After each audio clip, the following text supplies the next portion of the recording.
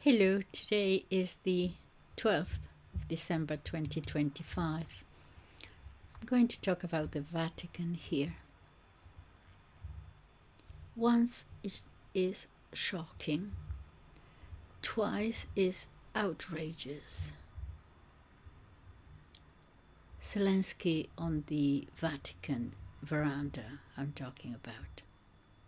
Again.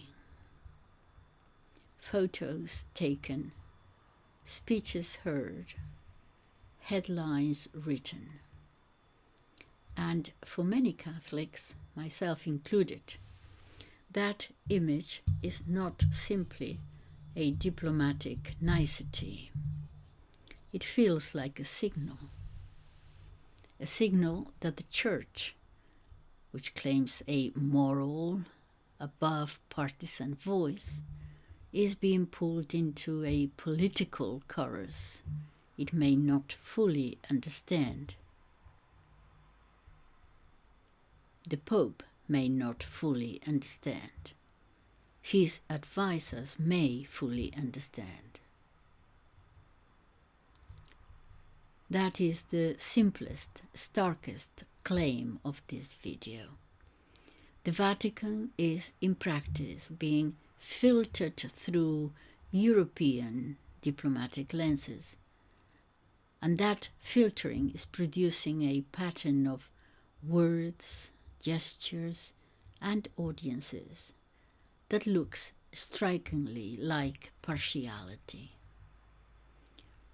If you care about the Church's moral credibility, if you care about the Church's ability to mediate, to speak to all sides, to be trusted, then this is a problem that deserves our attention. Today I want to explain carefully, concretely, and without cheap slogans, why the Vatican has tilted toward a European-British line on Ukraine, what structural forces make that tilt almost inevitable, what consequences flow from it, and what would actually have to change for Rome to recover the credibility it risks losing. Here is the basic context, in plain language, I think. Ukraine is at war. Different Western actors see the conflict differently. For our purposes, there are two broad Western strategic orientations. On the one hand, we have the British-European line, a constellation that includes the UK, Poland, the Baltic states, NATO hardliners, parts of the EU bureaucracy, and much of the intelligence establishment. This line treats Russia's defeat as necessary, regards a long war as acceptable, and believes Ukraine is the front line of European security. From that perspective, accepting peace too soon is tantamount to rewarding aggression. On the other hand, the American line now, increasingly influential after the 2024 US political realignments there, asks a different question. Can the US afford an open-ended drain on resources in Europe when, in the American mind, larger strategic priorities loom? China, the Middle East, the Indo-Pacific, whatever, Venezuela. This view argues for a pragmatic what is the word I want? reprioritizing. Keep supporting Ukraine, yes, but recognize limits and avoid open-ended commitments.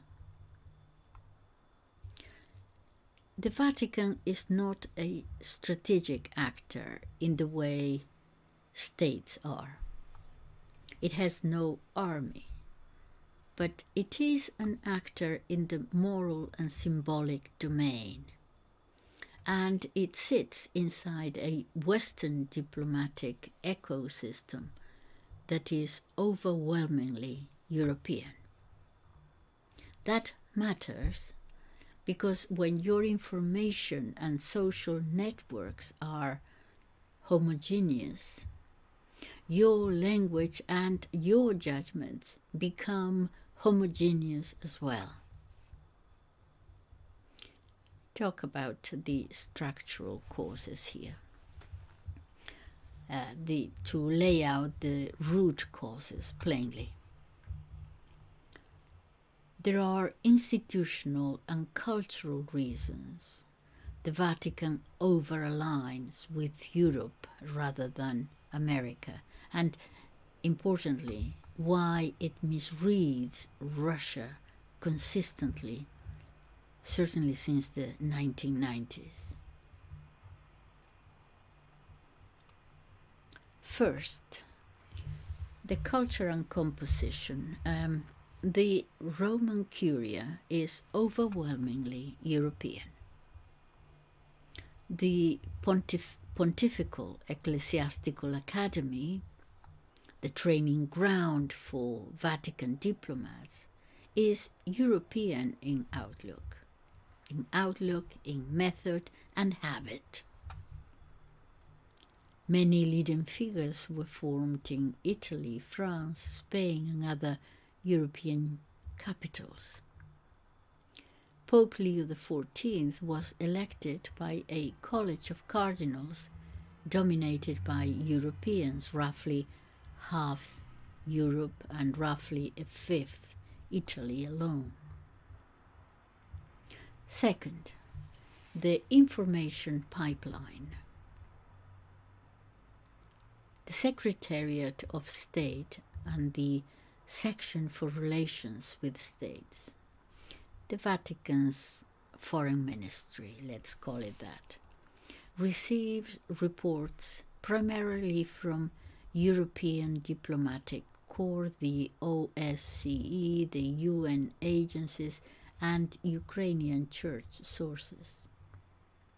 There is no Vatican analog to a standing intelligence service. The Vatican does not have an intelligence service. Espionage, I suppose. That means that the Holy See hears the war through European ears. Filtered information produces filtered judgments. Third, key personnel and networks. Cardinal Pietro Parolin, the Secretary of State, and Archbishop, he's Italian, and Archbishop Paul Richard Gallagher, he's English, don't like this mixture of Italian and English. I tend to think, I'm not referring to them, but it's just the two things together. I think mafia and Freemasonry, for some reason. No, I'm not saying that about them. But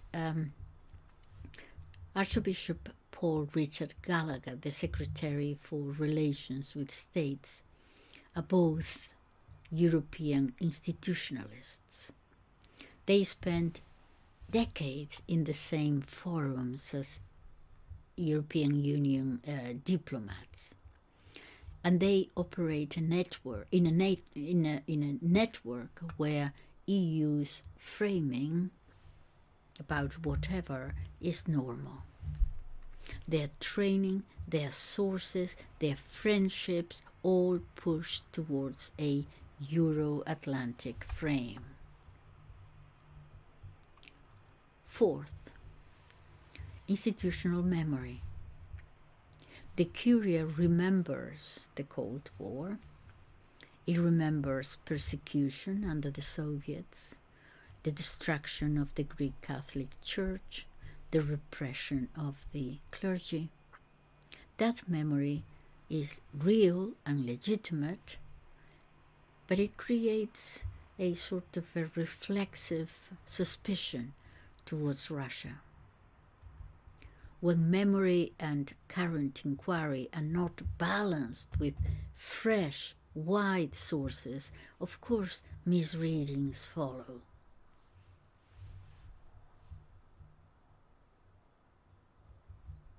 When you hear information, ask where it came from. Who benefits from this narrative? Who has the loudest megaphone? In the Vatican's case, the loudest megaphone today is Eurocentric. That brings us back to the two Western strategic lines. Why does the Vatican appear to favor the British European line? Not necessarily because the Holy See secretly wants a long war. Not because it is wholly blind to the costs. Rather because its culture, information flows, and institutional interests make the European perspective the default one. A concrete example. Pope Leo XIV's public comments only 2 days ago. He has publicly warned against a U.S. peace plan that would weaken the U.S.-Europe alliance. That was his main concern, it appeared. Something that would weaken the U.S.-Europe alliance by sidelining Europe.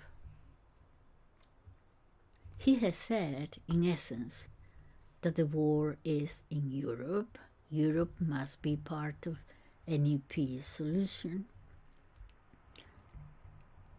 But that language reads as geopolitical, not purely pastoral. And that is important.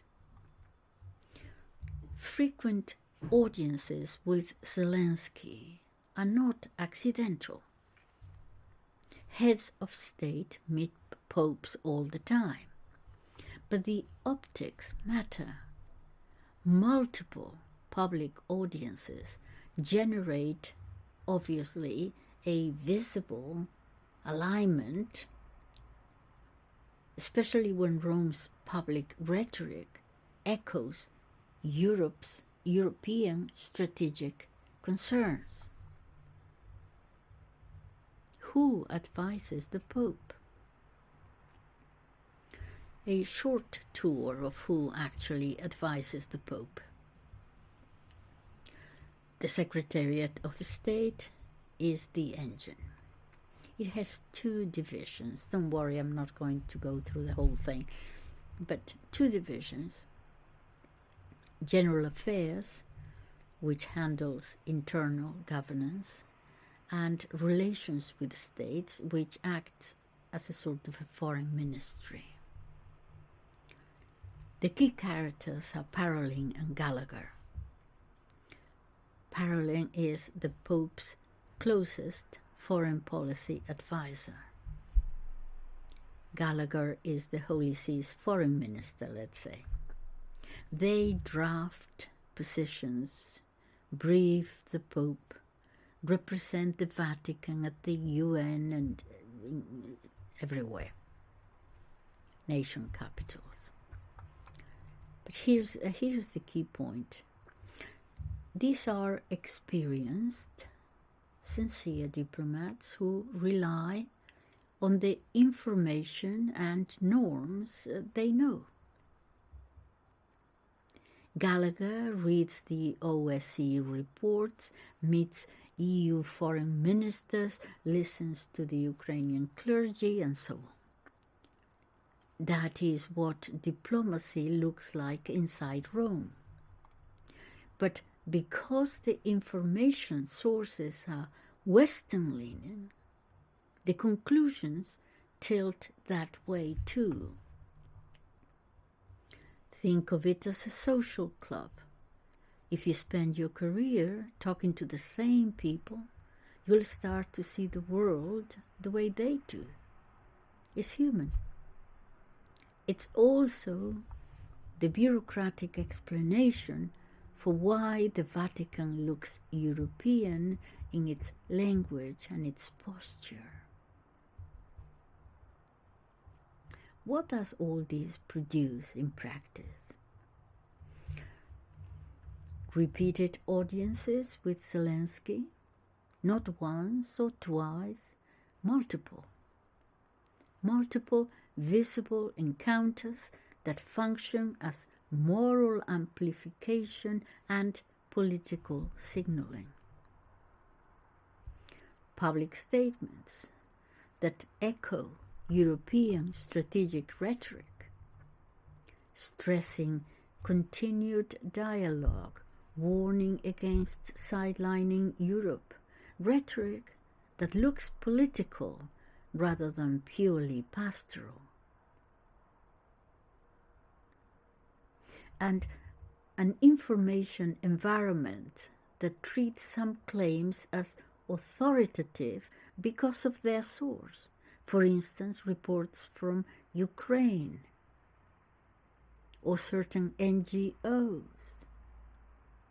Soros's NGOs, and they rely on those even when independent verification is weak. These are not small details. They shape public perception. They shape who believes the Vatican is genuinely neutral and who thinks it has already picked a side. Neutrality is a long-term moral asset. Neutrality is not cowardice. It is the capacity to convene, to listen, and to be trusted by all.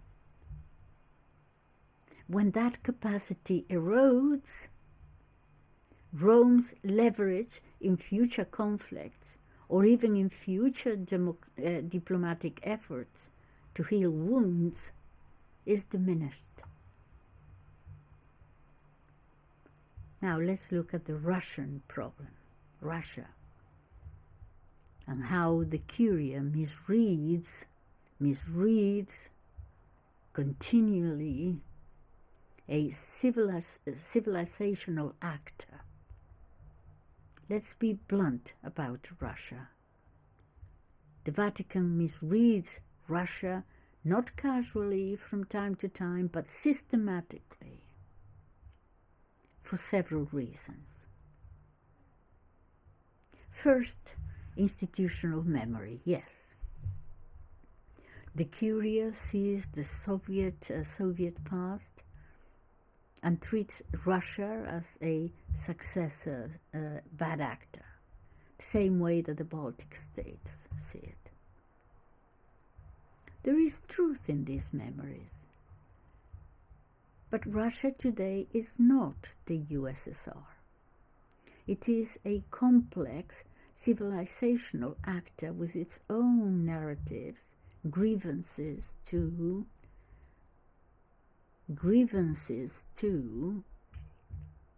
and strategic logic. That's number one. Second, access. The Vatican has a very weak direct access to Russian political elites. No intelligence service, very small diplomatic footprint, few Catholics in Russia, and a strained relationship with the Moscow Patriarchate. That means that Rome hears Russia through other people, and often through ecclesial filters that are suspect. Third, the training. Vatican diplomats are trained in EU legalisms, or legalism, UN norms, procedures. But to deal with Russia, they're not trained in Russian strategic doctrine, not in geopolitical realpolitik or Eurasianist ideology, or the internal trauma of 1990s Russia. That is not a moral failing, I'm not claiming that, but it is an institutional gap. Fourth, the tendency to underestimate ideology. The Vatican often treats Russian nationalism, a sort of almost messianic nationalism. People laugh at it, but it is, it's going to end up actually being the only Christian nation in Europe. But in any case, there is this nationalism, and people treat it as rhetorical theater. Russia's leadership, however, treats those narratives as real motivating forces. To call them merely rhetoric is to misunderstand motive. Consider the kidnapped children allegations. I heard the Pope speaking or answering a question in Italian about Russia having kidnapped Ukrainian children. Thousands of them. Where did he get that information, erroneous information, from? He truly believes it, obviously. What other things does he believe? About other conflicts too. So if you consider the kidnapped children allegations and other contested narratives that circulated in the early years of the war, consider those. In many cases, those narratives were repeated by sympathetic clerical sources, humanitarian networks. Well, of course. The Vatican, lacking alternative verification channels, often treated them as authoritative. And that kind of one-sided sourcing invites misreadings.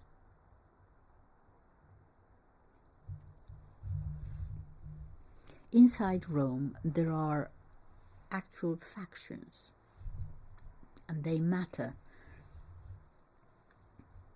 One, the Western diplomatic corps, Gallagher and most of the Secretariat. They view Ukraine as a clear victim and Russia as a clear violator. International law and human rights those frames dominate their analysis. Those wonderful human rights that the French Revolution were the first ones to think about, those human rights, the human rights of the UN. Yeah.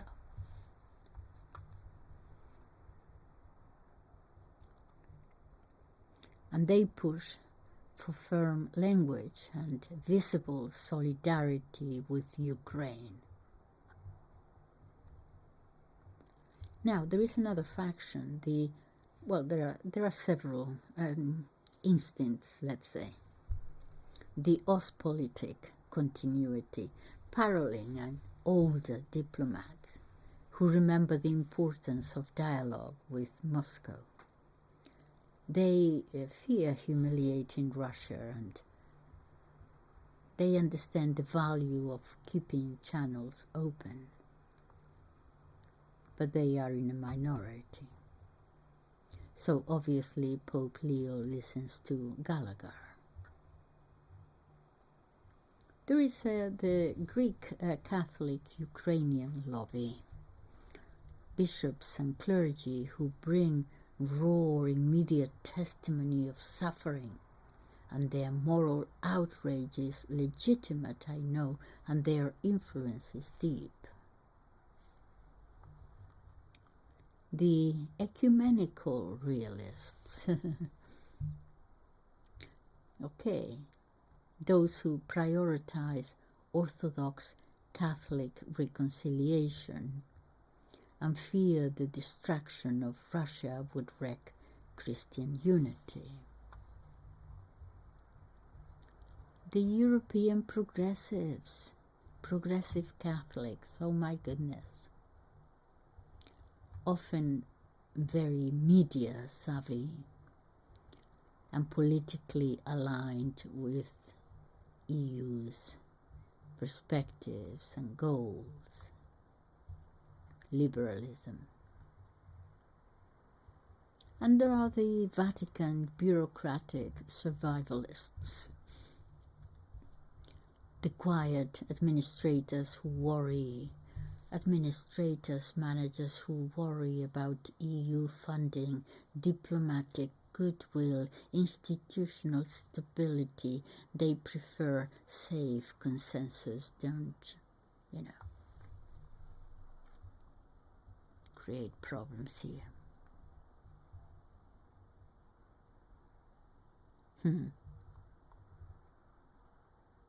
Put this together and you have a Curia that cannot speak with a single coherent voice. The result is public inconsistency, private frustration, strategic confusion. Now, implications for Catholics and for the Church. Why does any of this matter to Catholics? Because the Church's moral authority is not an abstract asset. It is practical. It is the right to convene, to confess, to bless peace processes, to be invited into difficult rooms. If Rome is perceived as partisan, those doors close.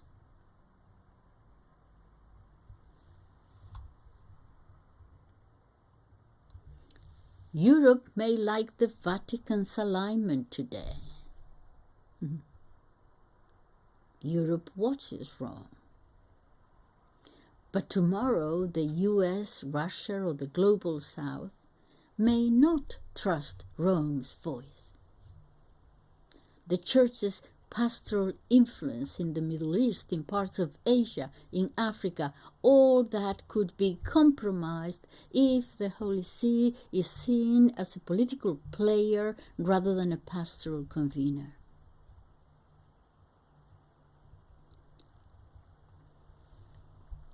And here's the simple moral. Neutrality is a long-term moral asset. Losing it for optics, for applause, for short-term alignment is a price too high to pay.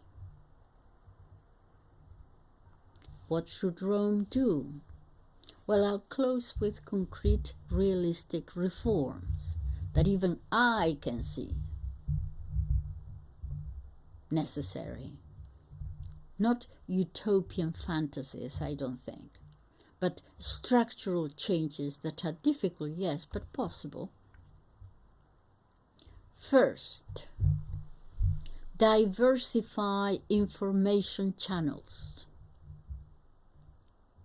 Build real ties to Russian civil society, for example, independent Orthodox scholars, the Serbian church, the Georgian churches, and non-state religious actors. Rely less on a single set of Western NGOs who are paid for by Soros, for goodness sakes. Number 2. Train diplomats in realist geopolitics.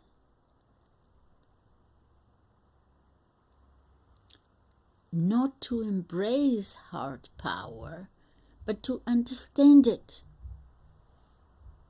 NATO expansion sensitivities, Russian strategic doctrine, the trauma of the 1990s, what they did to Russia.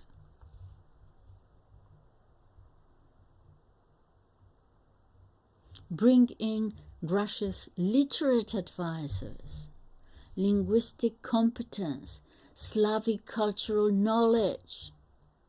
You're there in the EU, for goodness sakes.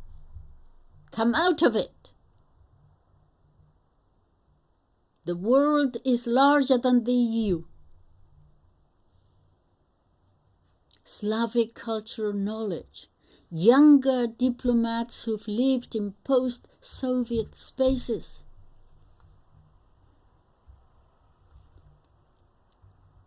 And accept occasional friction with the EU. Don't be afraid of the EU.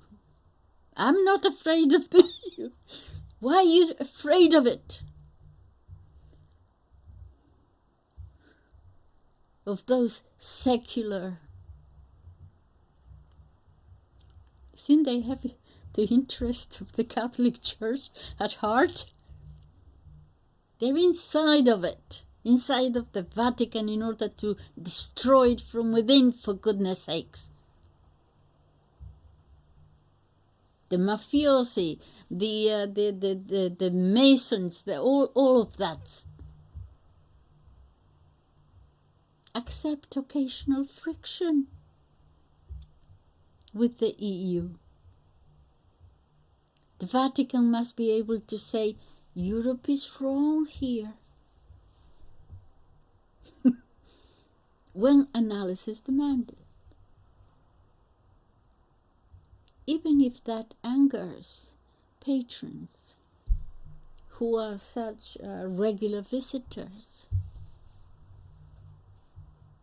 Analytical independence requires a little bit of courage. And decide who you are. Are you a mediator or a moral signaler? Rome cannot credibly be both. If it chooses mediation, it must practice strict neutrality. If it chooses moral alignment, moral signaling, it should acknowledge that choice honestly. I'm angry, not because the Pope speaks out about suffering,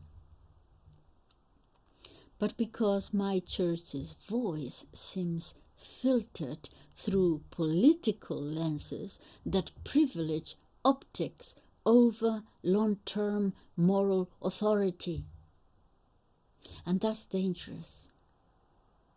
It's also fixable if Rome chooses to see itself not as a front-row politician in Europe's theatre, but as a shepherd with a vocation to convene the lost, the wounded, and even the hard to reach.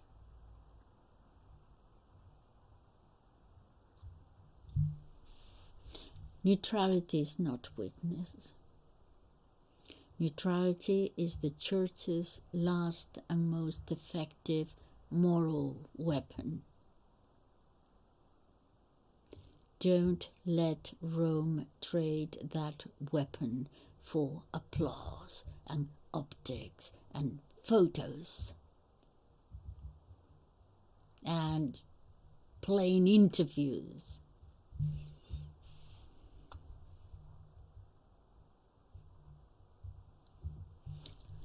If you found this helpful, share it, but above all, think. Pray, yes, but also question and ask, who is the church speaking to? And how do they know what they're saying? And that question matters more than the latest photograph on a freaking veranda. Thank you. Bye.